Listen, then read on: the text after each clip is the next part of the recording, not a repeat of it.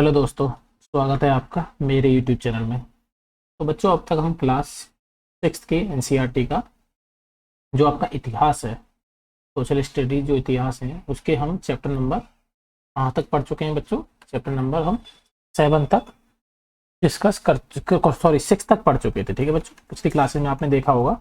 अभी जो हम पढ़ने जा रहे हैं वो आपका चैप्टर नंबर 7 है। इसका नाम है अशोक, एक सम्राट जिसने क्या किया, युद्ध का त्याग कर दिया। ठीक है बच्चों, तो अभी हम पढ़ेंगे चैप्टर नंबर 7। तो हमारी जो सीरीज है वो है अभी क्लास 6 की चल रही है। हम क्या करने वाले हैं, अपने चैनल पे सारी एनसीईआरटीज की सीरीज अपलोड करने वाले हैं। अभी हम क्लास 6 कंप्लीट करेंगे, फिर उसका 7th 8th 9th 10th। ठीक है, आपको डेली 1 2 या 3 वीडियो मिलते रहेंगे। तो अभी हम क्लास 6 के चैप्टर नंबर 7 पढ़ने जा रहे हैं, इतिहास का। ठीक, देखो बच्चों, अध्याय का नाम है अशोक, एक अनोखा सम्राट जिसने युद्ध का त्याग किया। तो अभी इस चैप्टर में हम अशोक सम्राट के बारे में पढ़ेंगे। महाजनपद बन गए थे, मगध एक बड़ा जनपद बन रहा था, धीरे धीरे आपने पिछली क्लास में पढ़ा होगा, जनपद बन रहे थे। इन सब के बारे में हम आगे इसमें जानेंगे। और बच्चों, अगर आप मेरे चैनल पर नए हो तो आप मेरे चैनल को सब्सक्राइब करिए, वीडियो को लाइक कीजिए, चैनल को भी लाइक कीजिए, और अपने दोस्तों के साथ जितना ज़्यादा कर सकते हो उतना ज़्यादा शेयर कीजिए, जिससे कि वो भी सब्सक्राइब करें। देखो दोस्तों, स्टार्ट करते हैं। रोशन के रुपए। जन्मदिन पर रोशन को दादाजी से कड़क नोट मिले, उसने उन्हें अपने हाथ में दबा रखा था। इस बच्चों को जन्मदिन पर क्या है, बड़े बूढ़े जो होते हैं वो क्या नोट दे देते हैं, कुछ पैसे दे देते हैं, तो उसको भी पैसे मिले। उसने क्या किया, उस नोट को अपने हाथ में दबा रखा था। उसे एक नया सीढ़ी खरीदने का बहुत मन था, लेकिन साथ ही वह बिल्कुल नए कड़क नोटों को देखना और छूकर महसूस करना चाहती थी। उसने पाया कि उन सभी नोटों में दाहिनी तरफ गांधी जी का चेहरा बना हुआ है। आपने देखा होगा, नोटों पे दाहिनी तरफ गांधी जी का चेहरा रहता है और बाईं तरफ छोटे छोटे शेर चित्रित थे। उसने सोचा, आखिर यह शेर, यहाँ शेर क्यों बने हुए हैं। तो आपने पैसों पे देखा होगा, तो वहां पे उसने देखा कि शेर बने हुए हैं छोटे छोटे। ठीक है, अब इनके बारे में ही हम यहाँ से स्टार्ट करते हैं अपनी चर्चा। देखो बच्चों, एक बहुत बड़ा राज्य और एक साम्राज्य, मतलब बड़े राज्य को क्या बोला गया है बच्चों, साम्राज्य। आप जानते हैं कि जब राज्य छोटे छोटे होते हैं, ठीक है, पहले जमाने में जो राज्य राजा जिन क्षेत्रों पर राज्य करते थे उनको राज्य बोलते थे। और राज्य जब छोटे छोटे राज्य, बहुत सारे राज्य मिलकर क्या बना देते थे, साम्राज्य। जब किसी का राज्य बहुत बड़ा हो जाता था तो उसको क्या बोला जाता था, साम्राज्य। हम जिन शेरों के चित्र रुपयों पैसों पर देखते हैं उनका एक लंबा इतिहास है। उन्हें पत्थरों को काट कर बनाया गया और फिर उन्हें सारनाथ में एक विशाल स्तंभ पर स्थापित किया गया। आपने नोटों पे जो जो जो शेरों के चित्र देखे होंगे वो इस तरह के, वो बच्चों क्या है कि पत्थरों को काट के बनाए गए हैं। ठीक है, और उसके बाद जो आपने सारनाथ पढ़ा होगा पिछले चैप्टर में, ठीक है, सारनाथ जहां पढ़ा था ना, उसमें जो स्तंभ है, एक बड़े स्तंभ पर उनको स्थापित किया गया है। बताइए बच्चों, पिछले चैप्टर में अगर आपको याद हो तो सारनाथ किस जगह का नाम था, क्या हुआ था सारनाथ में। इतिहास के महानतम राजाओं में से एक जो है अशोक के निर्देश पर इसके जैसे कई स्तंभों और पत्थरों पर अभिलेख उत्कीर्ण किए गए थे।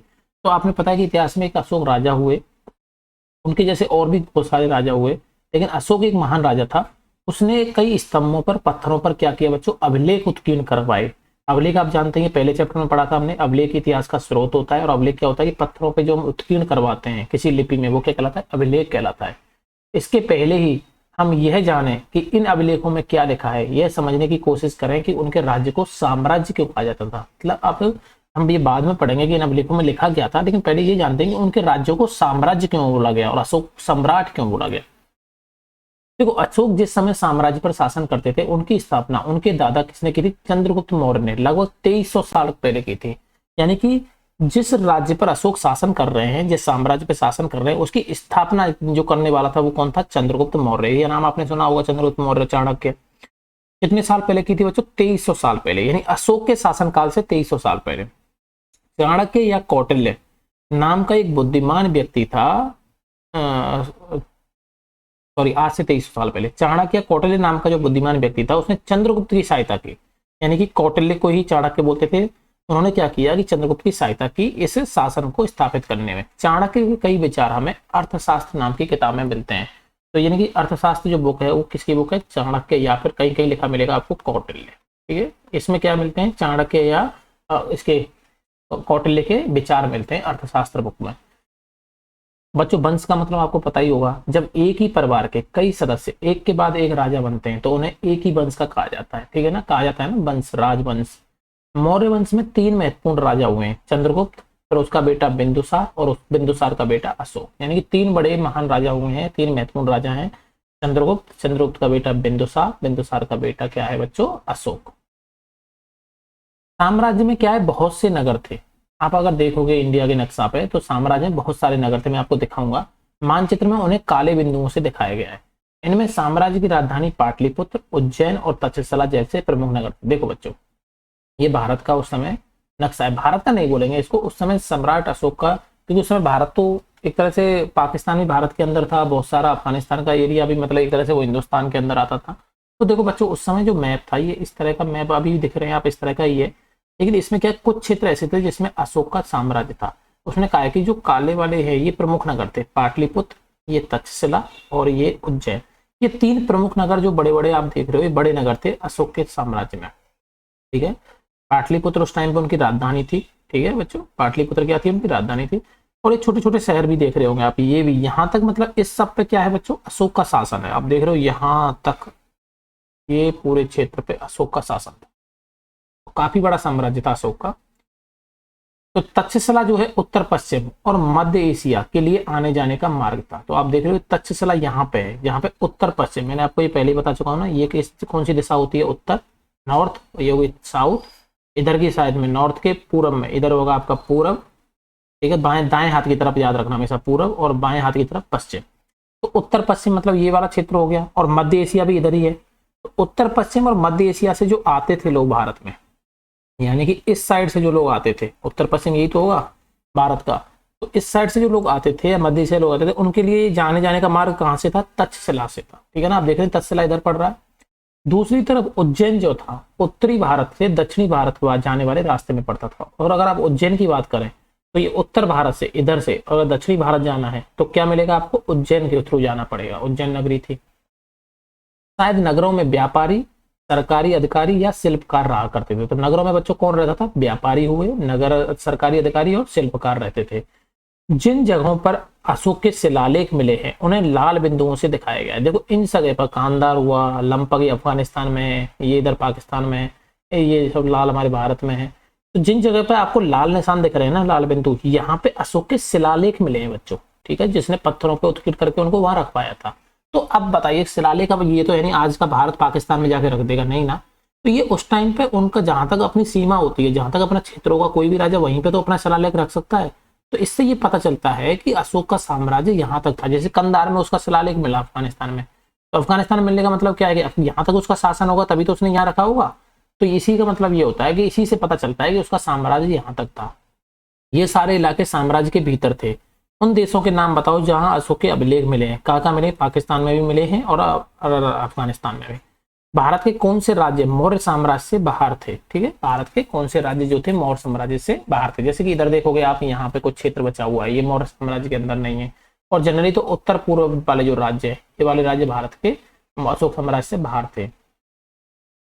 साम्राज्य के बहुत बड़े क्षेत्रों में किसानों और पशुपालकों के गांव बसे हुए थे। यानी कि बहुत बड़े क्षेत्र में साम्राज्य के में इसमें कौन कौन रहते थे, किसान और पशुपालक। मध्य भारत जैसे इलाके में ज्यादातर हिस्सा जंगलों से भरा हुआ था। और मध्य भारत की बात करें, यहाँ पे इस वाले एरिया की बात करें तो इसमें जंगल थे। ठीक है, वहां पर लोग क्या करते थे, फल फूल का, तो जानते हैं जंगल में क्या होता है, फल फूल का संग्रहण करेंगे और जानवरों का शिकार करके अपनी जीविका चलाते थे। साम्राज्य के अलग अलग इलाकों में लोग भिन्न भिन्न भाषाएं बोलते थे। अब साम्राज्य बहुत बड़ा है तो ऑब्वियस सी बात है वहां पे भाषाएं भी अलग अलग होंगी अलग क्षेत्र में। वे लोग शायद अलग अलग प्रकार का भोजन भी करते थे और सॉरी, और यहाँ तक कि अलग अलग किस्म की बच्चों पोशाक पहनते थे। तो भाई जब अलग अलग क्षेत्र में रहेंगे, आपका साम्राज्य बहुत बड़ा होगा, तो ऑब्वियस सी बात है जब लोग अलग अलग भाषाएं बोलेंगे, अलग अलग क्षेत्र में अलग अलग तरह का भोजन भी करेंगे और अलग अलग किस्म की पोशाक भी पहनेंगे मौसम के हिसाब से या फिर उनके रहन सहन के हिसाब से। अब राज्य साम्राज्य से कैसे भिन्न होता है। देखो बच्चों, चूंकि साम्राज्य क्या होते हैं, राज्यों से बड़े होते हैं, तो उनकी रक्षा के लिए बड़ी सेनाएं चाहिए। जब आपका मान लो एक राज्य है वो इतना बड़ा है तो उसकी सेना क्या चाहिए, सीमा की रक्षा के लिए केवल यहाँ पे सेना चाहिए। लेकिन एक राज्य इतना बड़ा है तो बताओ बच्चों, इसकी सीमा के लिए ज्यादा सेना चाहिए कि नहीं चाहिए, इस पूरी सीमा को कवर करने के लिए, रक्षा करने के लिए। ठीक, तो जब साम्राज्य बड़ा हो जाता है तो सेना की भी ज्यादा जरूरत होती है। इसलिए सम्राटों को राजाओं की तुलना में ज्यादा संसाधनों की जरूरत होती है। इसलिए जो साम्राज्य के राजा होते हैं उनको क्या बोलते हैं, सम्राट। तो सम्राटों को राजा जो होते हैं उनकी तुलना में ज्यादा संसाधन चाहिए, जिससे कि वो इस सेना को क्या कर सके, वेतन दे सकें, अपने अधिकारियों को वेतन दे सकें, जनता का भरण पोषण कर सकें, उनके अच्छे काम के लिए कुछ योजनाएं बना सकें। ठीक है, अब इन सब के लिए पैसा चाहिए, संसाधन मतलब पैसा। ठीक है, और जो भी जिन चीजों से उनको पैसा मिलता है, अब इसी कारण उन्हें बड़ी संख्या में क्या करना पड़ता है बच्चों, कर इकट्ठा करना पड़ता है। तो ज्यादा कर चाहिएगा पैसे के लिए, पैसा आता कहाँ से, कर से, टैक्स से। अब टैक्स इकट्ठा करने के लिए फिर ज्यादा अधिकारी भी चाहिए। ठीक है बच्चों, यहाँ तक आपको समझ में आ गया। अब देखो बच्चों, साम्राज्य का प्रशासन। साम्राज्य का प्रशासन कैसे होता था, जब बड़ा साम्राज्य हो जाएगा, छोटे राज्य पे तो आप मान लो कि यहाँ पे रह के आप पूरे चला लोगे, जैसे छोटे राज्य पे शासन चलाना तो आसान है, यहाँ से आप कवर कर लोगे अपनी सेना।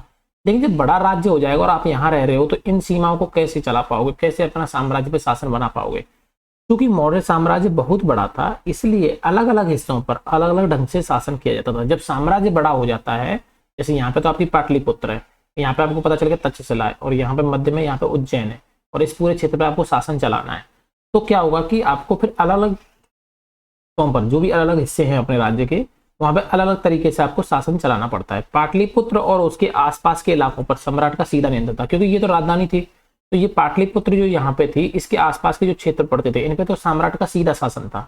इसका नियंत्रण यह है कि यहाँ के इलाके के गांव और शहरों के किसान, पशुपालक, शिल्पकार, व्यापारियों से कर इकट्ठा करने के लिए राजा अधिकारियों की नियुक्ति करता था। तो यहाँ पे जितने भी लोग हैं, इनसे कर इकट्ठा करने के लिए राजा अधिकारियों की नियुक्ति कर देता था। ठीक है, तो यहाँ पे तो राजा सीधा शासन चलाता था। जो राजा के आदेशों का उल्लंघन करते थे, अधिकारी उनको सजा भी देते थे। इनमें से कई अधिकारियों को वेतन भी दिया जाता था। फिर होते हैं संदेशवाहक। संदेशवाहक क्या होते हैं, जो संदेश लेके जाते हैं। ठीक है, वो एक जगह से दूसरी जगह घूमते रहते थे, और राजा के जो जासूस हैं, वो अधिकारियों के कार्यकलाप पर नजर रखते थे। राजा के जैसे हमारे अभी भारत देश में कौन सी एजेंसी है, रॉ है ना।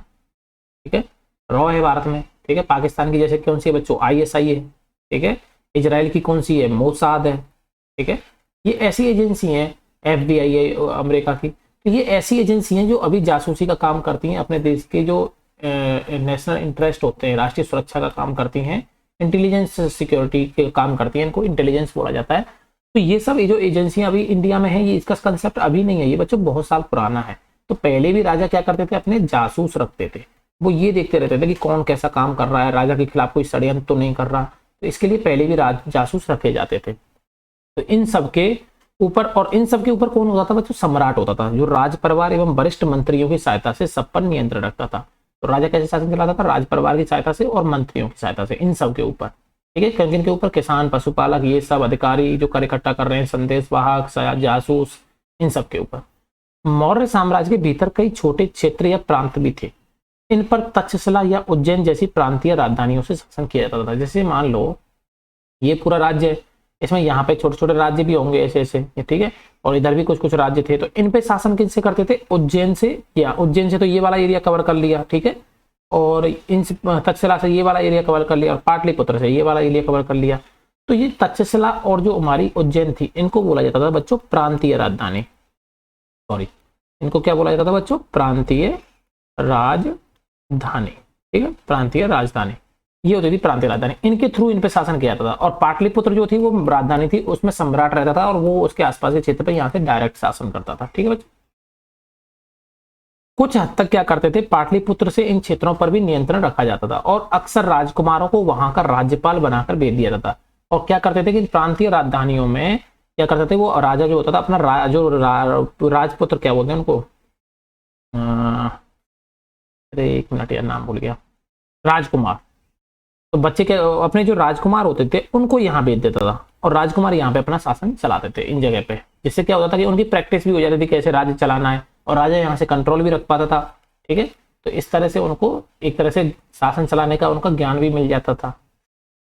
तो ऐसे करके उनको वहां भेजा जाता। लेकिन ऐसा लगता है, और उनको जो राज्यपाल राजकुमारों को क्या बनाकर भेजा जाता था बच्चों, राज्यपाल। आज भी आप पढ़ते सुनते हैं ना राज्यपाल शब्द। जो अपने जो क्या बोलते हैं राज्य होते हैं, उन राज्यों में राज्यपाल क्या होता है, एक नियुक्त किया जाता है, जो कि PM और ये सब नियुक्त करते हैं। ठीक है, जो आपकी केंद्र में सरकार होती है वो अपना बंदा एक यहाँ पे रखती है, राज्यपाल। और यहाँ पे राज्य में क्या होता है, वैसे एक मुख्यमंत्री होता है, ये जो कि जनता चुनती है। ठीक है, तो राज्यपाल का काम है मुख्यमंत्री के कार्यों पर निगरानी रखना, और ये देखना कि राज्य में राज्य व्यवस्था सही चल रही है नहीं चल रही। तो कभी कभी ऐसे मुख्यमंत्री अपना अच्छे से काम नहीं कर रहे हैं, या फिर राज्य में उसे लगता है कि अव्यवस्था फैली हुई है, तो राज्यपाल क्या करता है, एक चिट्ठी लिख देता है PM को, और वहां पे इसकी राज्य सरकार को भंग कर देते हैं PM। तो इस तरह का ये आप जानेंगे आगे चल के डिटेल में, मैं आपको ज्यादा नहीं बताऊंगा। बस ये जानिए कि राज्यपाल भी क्या होता है, एक तरह से जो देश का जो सेंटर में जो सरकार होती है उसका एक तरह से एजेंट का काम करता है राज्यपाल। तो जैसे पहले भी होता था, क्या था, राजकुमार, राजकुमार क्या किसका काम करते थे, राज्यपाल ही गवर्नर का काम करते थे, राजा का गवर्नर एक तरह से। लेकिन ऐसा लगता है कि इन जगहों पर स्थानीय परंपराओं और नियमों को ही माना जाता था। लेकिन जगह पर जो परंपरा चलेंगी वो आप किसी दूसरे डिस्ट्रिक्ट की परंपरा नहीं थोप सकते बच्चों, ठीक है ना। वो अपनी जो स्थानीय परंपरा है उन्हीं को मानते थे और उन्हीं को नियमों को चला जाता, तभी तो आप विविधता में एकता रख पाओगे। नहीं तो आप अगर मान लो किसी दूसरे क्षेत्र की परंपरा को किसी एक दूसरे क्षेत्र के नागरिकों पर थोपोगे तो वो एक तरह से क्या करेंगे, वो ये सोचेंगे हमारे साथ अत्याचार हो रहा है, हमारी जो आइडेंटिटी है उसको मिटाने की कोशिश की जा रही है। फिर वहां पे क्या होता है बच्चों, विद्रोह होता है और वो अपने लिए अलग राज्य की मांग करते हैं। तो ऐसा नहीं था, वहां पे क्या था कि जो वहां की स्थानीय परंपरा थी और जो नियम थे उनको ही मानते थे वो लोग। प्रादेशिक केंद्रों के बीच विस्तृत क्षेत्र थे, इनके इलाकों में मौर्य शासक सिर्फ मार्गों और नदियों पर नियंत्रण रखने की कोशिश करते थे, जो कि आवागमन के लिए महत्वपूर्ण थे। यहाँ से उन्हें जो भी संसाधन कर और भेंट के रूप में मिलता था उसे इकट्ठा किया जाता था। देखो, जो मौर्य लोग थे, जो मौर्य थे, वो क्या करते थे कि जो नदियां होती थी, ठीक है, नदी हो गई या फिर मान लो कोई रास्ता है, सड़क, जो कि आवागमन के लिए प्रयोग किया जा रहा है व्यापारियों द्वारा या फिर आम जनता द्वारा, ठीक है, आवागमन आने जाने के लिए किसी एक क्षेत्र से दूसरे क्षेत्र में, तो ये मौर्य जो साम्राज्य होते थे ये क्या इन पे नियंत्रण रखते थे, कंट्रोल रखते थे। आजकल भी आपने देखा होगा रोड पे क्या होती है, चुंगी बना रखी है, रोड पे भी टैक्स भरना पड़ता नहीं भरना पड़ता सरकार को, या पुलिस की भी चेक पोस्ट मिलती है नहीं मिलती, ऐसे इन्होंने भी अपनी चेक पोस्ट बना रखी थी, ये इन पर नियंत्रण रखते थे बच्चों। तो नियंत्रण रखने से देखो दो फायदे होते थे, एक तो क्या है कि कोई आक्रमणकारी यहाँ पे अंदर नहीं घुस सकता, ठीक है, ये नजर रख पाते थे। दूसरा ये है कि जो यहाँ से व्यापारी जाते थे, दूसरा जो है कि व्यापारी जाते थे तो उनसे क्या लेते थे बच्चों, कर लेते थे।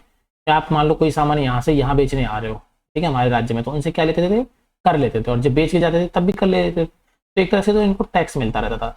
दूसरा, इनको भेंट भी मिलती रहती थी, कुछ व्यापारी को चीजें भेंट करते रहते थे। मान लो कोई ईरान से आ रहा है, उसने उनको कुछ भेंट कर दिया, ठीक है, कोई किधर से आ रहा है कर्नाटक साइड से, उसने हीरा भेंट में कर दिया, तो इनको भेंटें भी मिलती रहती थी। जैसे कि हम बात करें उत्तर पश्चिम, जो हमारा नॉर्थ वाला इलाका, जहाँ जो तक्षशिला से जो इधर का इलाका है ना, वहां से क्या लोग कंबल लेके आते थे, दक्षिण भारत से क्या सोने लेके आते थे, कीमती पत्थर लेके आते थे। इन सब चीजों को क्या है, लोग जो है नजराने के रूप में इनको भेंट दे देते थे कि लो भाई, कर के रूप में इनको कुछ पत्थर दे गए, कुछ सोना दे गए, कुछ कंबल दे गए। तो ये सबसे क्या होता था कि आपकी आय बढ़ती थी।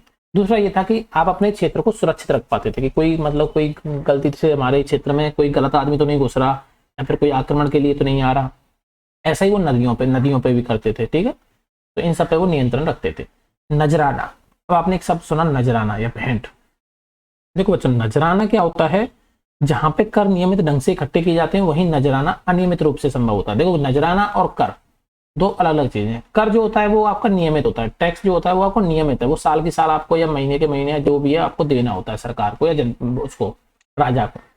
लेकिन नजराना जो होता है वो अनियमित है, बस मेन अंतर यही है, अनियमित। ये क्या भेंट है, मान लो आपके यहाँ राजा आए, या मान लो कि राजा कहीं से गुजरे, आपने उनको भेंट चढ़ा दी, ये जैसे आप मंदिर में देते हो ना, ऐसे भेंट।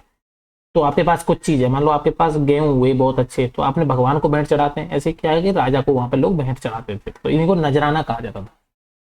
और ये अनियमित है, ये फिक्स नहीं है कि राजा को हमेशा ही मिलेगा। ऐसे नजराने जो है विविध पदार्थों के रूप में प्राय ऐसे लोगों से लिए जाते थे जो स्वेच्छा से इसे देते थे। मान लो जंगल में रहने वाले हैं जो शहद इकट्ठा कर रहे हैं, वो राजा के यहाँ पे जाके क्या नजराने के रूप में क्या दे देंगे, शहद दे देंगे, लकड़ी दे देंगे, इमारती लकड़ी दे देंगे। तो ये सब भेंट है बच्चों, ये नजराना है, ये अनियमित है। राजधानी में सम्राट, देखो राजधानी कौन सी थी मौर्यों की पाटलिपुत्र। वहां पे कौन रहता था, सम्राट रहता था, जैसे अशोक बसोक ये सब। तो मेगस्थनीज जो है, आप इस नाम को याद रखना, मेगस्थनीज, ये चंद्रगुप्त के दरबार में आए पश्चिमी एशिया के यूनानी राजा सेल्यूकस निकेटर का राजदूत। तो ये पूछा जाता है कि मेगस्थनीज किसका राजदूत था, तो सेल्यूकस निकेटर का राजदूत था, ठीक है, यूनान के राजा सेल्यूकस निकेटर। और ये किसके दरबार किसके समय में आए थे, चंद्रगुप्त के समय में। ये पूछा था कि चंद्रगुप्त के समय में ये आए थे, ठीक है, किसके दरबार में, चंद्रगुप्त के दरबार में। तो उसने एक छोटा सा विवरण दिया है सम्राट का, अपनी एक मतलब उसने लिखा होगा कहीं पर, तो उसमें ये लिखा है कि सम्राट का जनता के सामने आने के अवसरों पर शोभा यात्रा के रूप में जश्न मनाया जाता था। जैसे सम्राट जो होते हैं वो जनरली कहाँ रहते हैं, अपने महलों में रहते हैं, लेकिन कभी कभी अगर वो जनता के सामने बाहर निकलते थे तो उसको एक तरह से अवसर के रूप में मनाया जाता था, शोभा यात्रा। उन्हें क्या करते थे, एक सोने की पालकी में ले जाया जाता था, और उनके अंगरक्षक जो होते थे बच्चों, बॉडीगार्ड जो होते थे, वो सोने और चांदी से अलंकृत हाथियों पे सवार रहते थे। कुछ अंगरक्षक पेड़ों को लेकर चलते हैं, इन पेड़ों पर प्रशिक्षित तोतों का एक झुंड रहता है, यानी पेड़ों को लेकर चलते हैं और पेड़ों पे क्या कौन रहते हैं बच्चों, प्रशिक्षित पढ़े पढ़ाए जो तोते रहते हैं, जो सम्राट के सिर के चारों तरफ चक्कर लगाते रहते हैं। राजा सामान्यतः हथियारबंद महिलाओं से भी घिरे हुए हैं, यहाँ पे देख रहे हो आप, हथियारबंद महिलाओं से राजा घिरा रहता है। वे हमेशा इस बात से डरे रहते हैं कि कहीं कोई उनकी हत्या करने की कोशिश ना करे। मतलब आप देख रहे हो कि इस तरह का डर था पहले राजाओं में कि कोई उनकी हत्या ना कर दे, जिसलिए वो बाहर कम निकलते थे। बाहर निकलते थे तो वो कितना बॉडीगार्ड ये सब, जैसे आज भी आप देखते हैं कि हमारे पीएम सीएम और ये जितने भी लोग होते हैं, मुख्यमंत्री प्रधानमंत्री, कहीं भी जाते हैं तो कितनी सारी गाड़ियां जाती हैं, कितने बॉडीगार्ड जाते हैं, क्योंकि ये एक क्या है कि आपके देश को रिप्रेजेंट कर रहे हैं, आपके देश के प्रधानमंत्री हैं, इनके बहुत सारे दुश्मन भी होते हैं, ठीक है, जो भी कारण हो इनके, ठीक है। तो इस तरह से इनकी हत्या की कोशिश भी की जा रही है, जैसे हमारे प्रधानमंत्री राजीव गांधी जी की हत्या की गई थी पहले। तो इसलिए ये क्या है, हमेशा अपने सुरक्षा को लेकर चिंतित रहते हैं, तो इनके लिए इसलिए इनको Z+ सिक्योरिटी ये सब प्रोवाइड की जाती है, बहुत सारे बॉडीगार्ड NSG इनकी हमेशा उसमें रहते हैं, ठीक है, सुरक्षा में।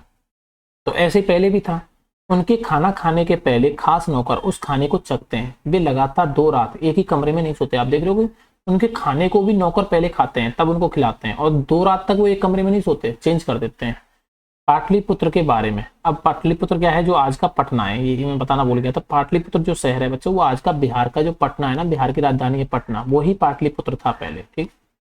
यह एक विशाल और खूबसूरत नगर है। तो पाटलिपुत्र के बारे में उसने लिखा है मेगास्थनीज ने कि यह एक विशाल और खूबसूरत नगर है। यह एक विशाल प्राचीर से घिरा है, प्राचीर मतलब दीवार, चारों तरफ परकोटा बना हुआ है, जिसमें कितनी बुर्ज हैं, 570 बुर्ज और 64 द्वार हैं।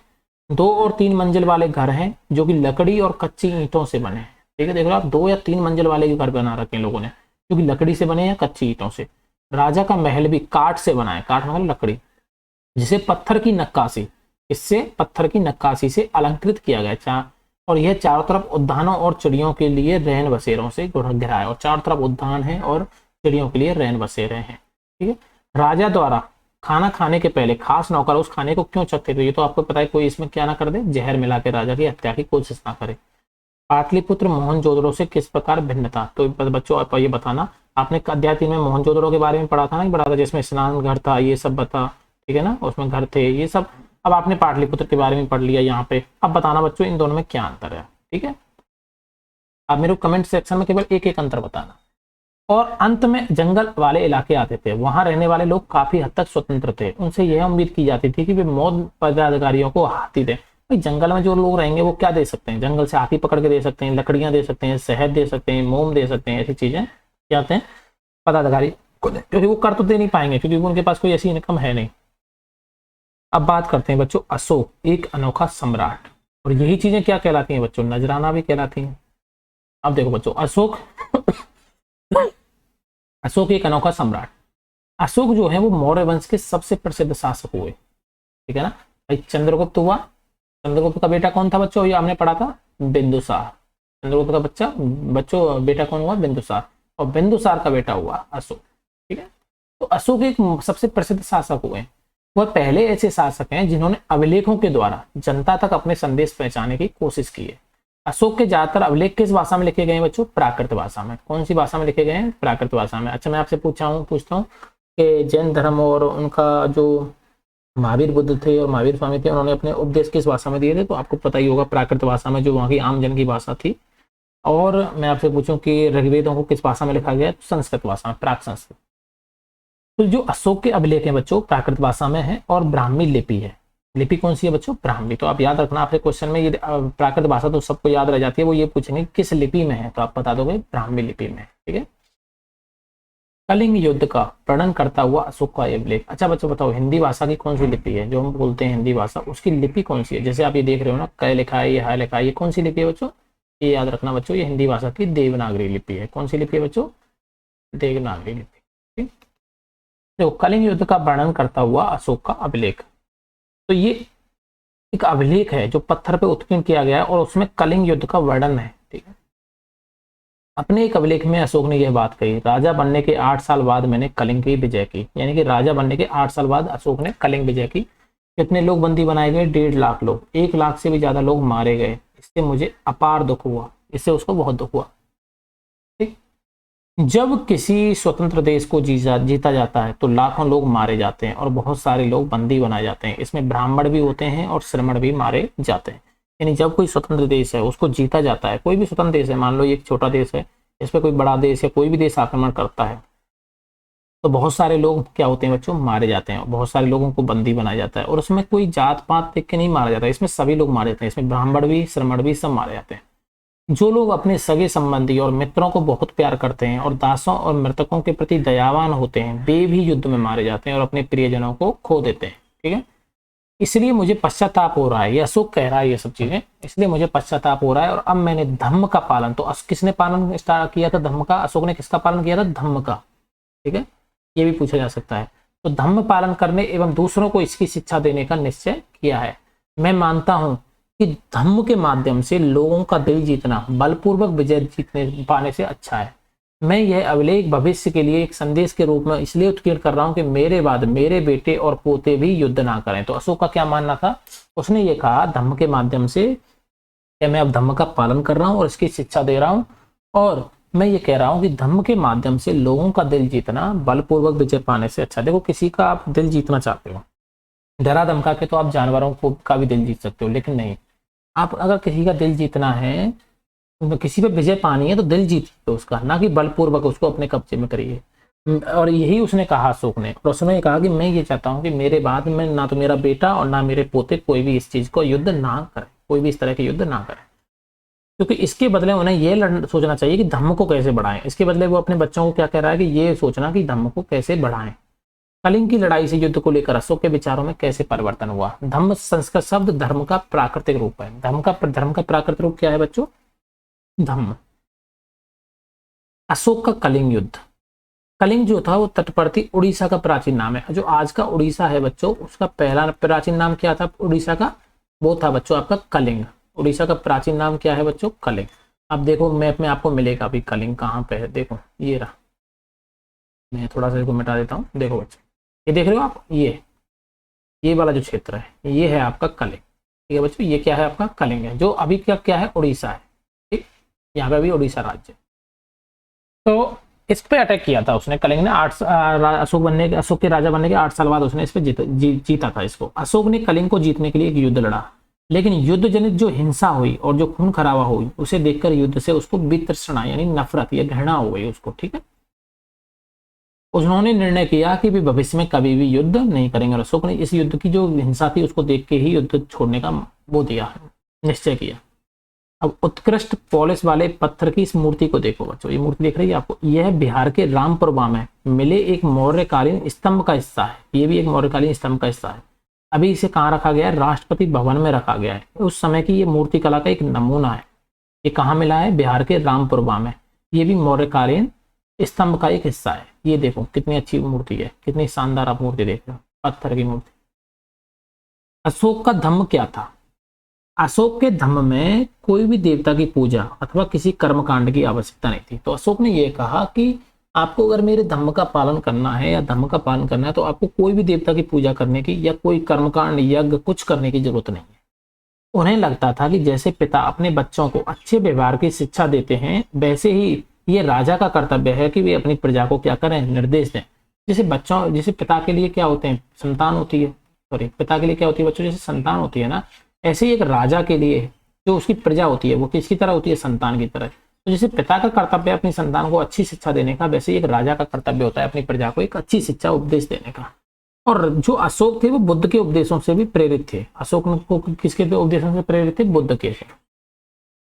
आपने बुद्ध के बारे में पढ़ाई है तो उसके उपदेशों को आप पढ़ना क्या क्या थे, तो उनसे वो अशोक प्रेरित थे। तो ऐसी कई समस्याएं थी जिनके लिए उनमें संवेदना थी। संवेदना मतलब दया, धर्म, ये सब था उनके अंदर। उनके साम्राज्य में अलग अलग धर्मों को मानने वाले लोग थे, इससे कई बार टकराव पैदा हो जाता था। जानवरों की बलि चढ़ाई जाती थी, दासों और नौकरों के साथ क्रूर व्यवहार किया जाता था। इनके अलावा परिवार में पड़ोसियों के बीच झगड़े रहते थे। अशोक ने यह महसूस किया कि इन समस्याओं का निदान उनका क्या है बच्चों, कर्तव्य है। तो अशोक ने यह कहा कि देखो धर्मों में अलग अलग लड़ाई हो रही है, धर्मों को मानने वाले लोग हैं उनमें आपस में लड़ाई हो रही है, जानवरों की हम बलि चला रहे हो, दास और जो नौकर होते हैं उनके साथ आप क्रूर व्यवहार कर रहे हो, ठीक है, अत्याचार कर रहे हो। इसके अलावा जो पड़ोसी हैं, परिवार हैं, उनमें भी आपस में झगड़े होते थे। तो अशोक ने सोचा कि ये जो समस्या है मुझे इनका निदान करना चाहिए। इसके लिए उन्होंने क्या किया, धम्म महामात्र नाम के अधिकारियों की नियुक्ति की, जो जगह जगह जाकर धम्म की शिक्षा देते थे। तो कौन से अधिकारी की, ये पूछा जाएगा क्वेश्चन कि कौन से राज अधिकारी की नियुक्ति की थी, तो आप बताओगे धम्म महामात। किसकी नियुक्ति की बच्चों? धम्म महामात। और इनका काम क्या था? जो अशोक की जो धम्म की शिक्षा थी उसको लोगों को देना, ठीक है, जगह जगह पे जाके। इसके अलावा अशोक ने अपने संदेश कई स्थानों पर शिला और स्तंभों पे खुदवा दिए। इसके अलावा अशोक ने क्या किया? अपने जो संदेश है उनको शिलाओं पे और स्तंभों पे खुदवा दिया और जगह जगह चौराहों पे, उन जगह मार्गों पे उन पे लगवा दिया। और अधिकारी जो थे उनको ये निर्देश दिया उसने कि जो लोग मतलब पढ़ नहीं सकते, ऐसे बहुत सारे लोग हैं जो पढ़ नहीं सकते, उनको ये लोग क्या है, पढ़ के उनके राजा के संदेशों को सुनाए, जो खुद पढ़ नहीं सकते। अशोक ने धम्म के विचारों को प्रसारित करने के लिए हमारे देश के अलावा सीरिया, मिस्र, ग्रीक और श्रीलंका में, आप देख लो श्रीलंका तक, जो हमारे भारत देश के नीचे है ना, ऐसे करके यहाँ तक, ग्रीस तक, मिस्र तक, सीरिया तक, यहाँ तक अपने क्या है दूतों को भेजा अशोक ने अपने धर्म के प्रचार के लिए। उन्होंने सड़कें बनवाई, कुएं खुदवाए, विश्राम गृह बनवाए। अशोक ने क्या क्या अच्छे काम किए, देखो सड़कें बनवाई हैं जनता के लिए, कुएं भी खुदवाए हैं, विश्राम गृह बनवाए लोगों के, यात्रियों के लिए विश्राम के लिए। इसके अतिरिक्त उसने मनुष्यों और जानवरों की चिकित्सा की भी व्यवस्था की है। तो आप देख रहे हो कि ये सब काम अशोक ने अपनी जनता के लिए किए। अपनी प्रजा के लिए अशोक के संदेश। अशोक ने अपनी प्रजा के लिए क्या संदेश दिया? अशोक ने कहा कि लोग विभिन्न अवसरों पर अनुष्ठान करते हैं। उदाहरण के लिए जब वे बीमार होते हैं, जब उनके बच्चों का विवाह होता है, बच्चों के जन्म पर, और जब वो यात्रा शुरू करते हैं, वे तरह तरह के अनुष्ठान करते हैं। आज भी आपने देखा होगा ये तरह तरह के लोग क्या करते हैं, अनुष्ठान, यज्ञ, ये सब करते हैं जब वो कुछ भी घर में अच्छा काम होता है या फिर कोई दिक्कत होती है। अशोक ने कहा कि ये जो कर्मकांड है ये किसी काम के नहीं, इसके बदले में यदि लोग दूसरी रीतियों को माने तो वह ज्यादा फलदायी होंगी। वे अन्य प्रकार की रीतियां क्या हैं? अशोक ने कहा कि इन चीजों से कुछ नहीं होने वाला, इसके अलावा आप कुछ और चीजों को मांगो। तो उसने क्या कहा कि अपने दासों के साथ, नौकरों के साथ अच्छा व्यवहार करो, बड़ों का आदर करो, सभी जीवों पर दया करो और ब्राह्मणों और श्रमणों को दान दो। जो गरीब है या ब्राह्मण है उनको दान दो।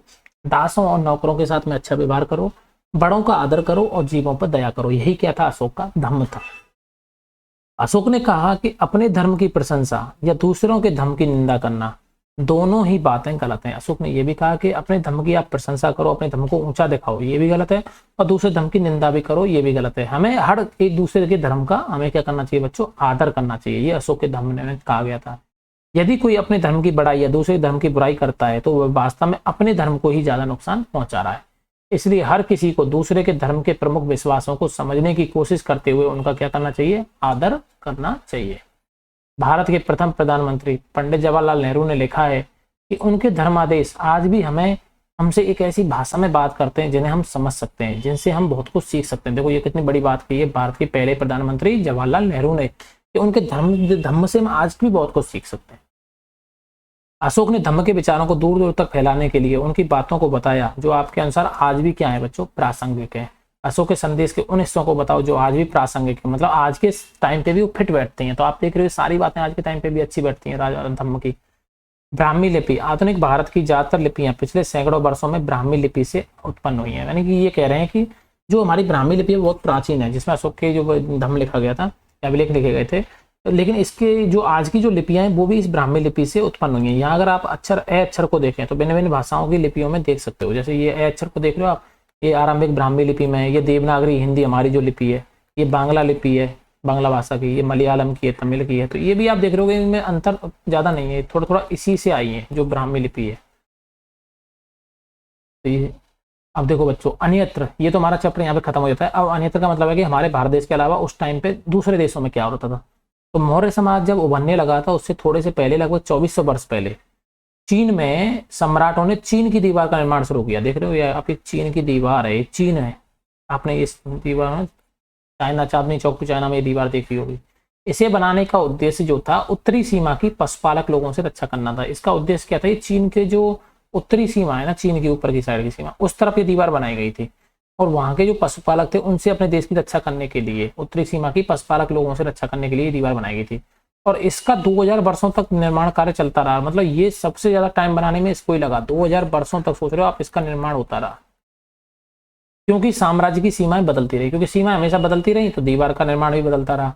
यह लगभग 6400 किलोमीटर लंबी है और अंतरिक्ष से ये साफ दिखती है बच्चों। ये 6400 किलोमीटर लंबी है और पत्थर और ईंटों से बनी है। इसके ऊपरी सतह सड़क जैसी चौड़ी है। ये दीवार देख रहे हो आप, इतनी चौड़ी है कि सड़क जैसी है इस पे ऐसे।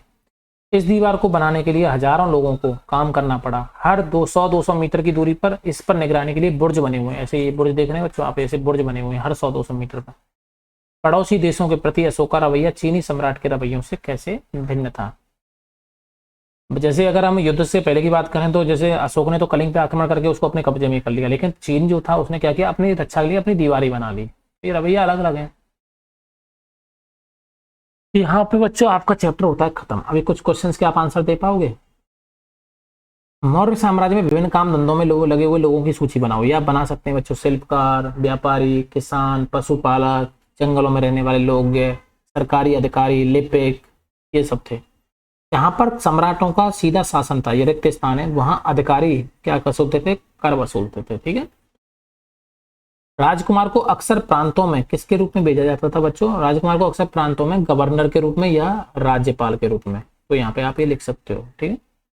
मौर्य शासक आवागमन के लिए महत्वपूर्ण मार्गों और नदियों पर क्या करते थे बच्चों? नियंत्रण रखते थे। मार्गों और नदियों पर, या नदियों या मार्गों, कैसे भी लिख सकते हैं, नियंत्रण। प्रदेशों में, ये आपको मिल जाएंगे अपनी उसमें, मैंने सारे पढ़ा है। प्रदेशों में रहने वाले लोग मौर्य अधिकारियों को दिया करते थे, क्या दिया करते थे? काज या नजराना, भेंट, ये सब दिया करते थे। ठीक है। ये भी आप देख लेना, ये लाइन भी मिल जाएगी। बताओ कि मैं एक्चुअली एग्जैक्ट वर्ड नहीं बोल रहा हूँ, इससे क्या आपका आंसर गलत ना हो जाए, बाकी ये कर आएगा या नजराना आएगा वो इसमें दिया हुआ है। ठीक है, आप देख लेना, उसको मिल जाएगा बच्चों। बाकी मैंने आपको बता दिया कर या नजराना में से इस टाइप के आंसर होंगे। इसको अब मैं एग्जैक्ट वर्ड नहीं बता रहा इसलिए, जिससे कि आपका आंसर गलत ना हो, वो आपको वहाँ पर देख के मिल जाएगा उसमें। बताओ कि निम्नलिखित वाक्य सही है या गलत। उज्जैन जो था उत्तर पश्चिम की तरफ के आवागमन मार्ग पर था। तो बच्चों क्या लगता है आपको, सही है गलत? गलत है बच्चों, उज्जैन नहीं था। कौन सा था बच्चों उत्तर पश्चिम की तरफ? मैंने बताया था आपको, तक्षशिला। आधुनिक पाकिस्तान और अफगानिस्तान के इलाके मौर्य साम्राज्य के अंदर थे। ये तो सही है। चंद्रगुप्त के विचार अर्थशास्त्र में लिखे गए, ये सही है गलत है? गलत। चंद्रगुप्त के नहीं बच्चों, आप भूल गए, चाणक्य के, कौटिल्य के विचार है अर्थशास्त्र में। ठीक है। कलिंग बंगाल का प्राचीन नाम था, सही है गलत है? गलत है। कलिंग किसका नाम था बच्चों? अभी आपको बताया था, उड़ीसा। अशोक के ज्यादातर अभिलेख ब्राह्मी लिपि में, ये तो सही है ना, ब्राह्मी लिपि में लिखे गए अशोक के ज्यादातर अभिलेख। ठीक। उन समस्याओं की सूची बनाओ जिनका समाधान अशोक धर्म द्वारा करना चाहता था। मैंने बताया ना वो आपको, धर्म वाली, एक दूसरे के धर्म पे, जानवरों की बलि देने वाली, दासों के साथ क्रूरता, पड़ोसी आपस में लड़ते रहते थे, परिवार में आपस में झगड़ा था। तो ये सब समस्याएं थी, इनका समाधान क्या करना चाहता था? अशोक करना चाहता था। धर्म के प्रचार के लिए अशोक ने किन साधनों का प्रयोग किया? उसने क्या किया? अभिलेख लिखवाए। ठीक है, उनको जगह जगह लगाया और अधिकारियों को कहा कि आप जो लोग पढ़ नहीं सकते उनको पढ़ के सुनाओ। और उसने एक अधिकारी भी नियुक्त किया था, आपको याद हो तो, महामत्त अधिकारी। वो भी क्या करता था? इन जो राजा के संदेश थे उनको जगह जगह जाके लोगों को सुनाता था। उसने कुएं खुदवाए, ये सब काम भी किए थे तुम्हारे। और उसने क्या किया कि विदेशों में भी, सीरिया, मिस्र, ग्रीक, श्रीलंका, उन्होंने भी अपने धर्म के प्रचार प्रसार के लिए लोगों को भेजा। तुम्हारे अनुसार दासों और नौकरों के साथ बुरा व्यवहार क्यों किया जाता होगा? क्योंकि लोग क्या करते थे, इनको अपनी, उन पे अपना कब्जा जमाना चाहते थे, उनको अपना एक तरह से संपत्ति समझते थे और इनसे सारे काम कराते थे, क्रूरता भरा व्यवहार करते थे। दूसरा ये है कि ये दास और नौकर होते थे, ये क्या करते थे? युद्ध में बंदी बनाए जाते थे। तो जैसे दुश्मन है, उसको युद्ध में बंदी बना लिया, लड़ रहा था तुमसे, उसको बंदी बना लिया, तो तुमको दुश्मन पे तो वैसे ही गुस्सा आएगा, वैसे ही क्रोध आता था लोगों को। तो इसलिए इनके साथ भी, ये दास और नौकरों के साथ भी क्या करते थे? क्रूरता भरा व्यवहार किया जाता था। क्या तुम्हें लगता है कि सम्राट के आदेशों से उनकी स्थिति में सुधार हुआ होगा? देखो सम्राट है, सम्राट की आदेश अगर देंगे तो उनका मानना पड़ेगा जनता को, तो स्थिति में तो कुछ हद तक सुधार हुआ ही होगा, जैसा हमें लगता है, क्योंकि सम्राट की बातों को मानना जनता के लिए सर्वोपरि होता है उस टाइम पर। तो यहाँ पे बच्चों ये हमारा चैप्टर हो जाता है खत्म। ठीक है, और ये हमने पूरा चैप्टर पढ़ लिया है। ठीक है, ये आप पढ़ लेना आगे की बात। वैसे इनके बारे में हम आगे चल के आगे वाले चैप्टर में पूरा हम डिस्कस ही करेंगे। ठीक है, तो यहाँ पे हमारा चैप्टर नंबर 6-7 हो गया फिनिश। वीडियो आपको अच्छा लगा हो, चीज़ें आपको समझ में आई हैं तो दोस्तों चैनल को लाइक एंड सब्सक्राइब करना बिल्कुल मत भूलिएगा। ठीक है, आप सोच नहीं सकते, आपको पूरे वीडियोज मिलेंगे 6 से लेकर 12th तक के। आपको कहीं किसी और चैनल पर जाने की जरूरत नहीं पड़ेगी, कुछ और अलग से पढ़ने की, कोई गाइड पढ़ने की, कुछ की जरूरत नहीं होगी। चीज़ें आपके दिमाग में ऐसे फिट बैठ जाएंगे। बस आप चैनल को सब्सक्राइब करते रहिए, लाइक करते रहिए, इससे आपको जो जितने भी वीडियो आएंगे चैनल पे उनका नोटिफिकेशन आपको टाइम टू टाइम मिलता रहेगा। तो मिलते हैं अगले वीडियो में चैप्टर नंबर 8 के साथ में। तब तक के लिए थैंक यू। जय हिंद, जय भारत।